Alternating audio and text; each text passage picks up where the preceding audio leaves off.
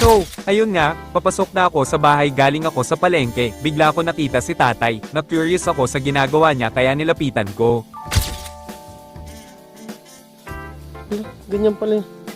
Ngayon lang ako nakakita kung paano mag-uling ng kahoy, may alam naman ako sa pag-uuling, pero yung baho ng nyog, kaya napabilib ako sa ginagawa ni tatay, at ito rin ang munti niyang hanap buhay. 400? Ay, pwede na.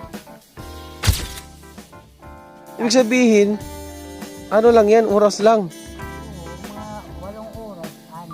Akala ko, mga kahoy pa, mga uling na pala, ang galing. Ganda, ganda ng pagkauling niya. Buo-buo nga, oh. Kala mo nga kahoy pa, pero pag inano mo, uling na. Oh. Uling, pag hindi uling, matigas. Takpan ulit ni tatay para bukas naman niya.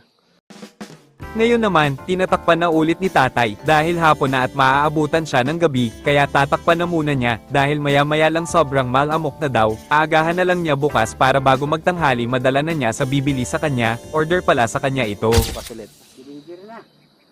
Ayun, para may extra income si tatay.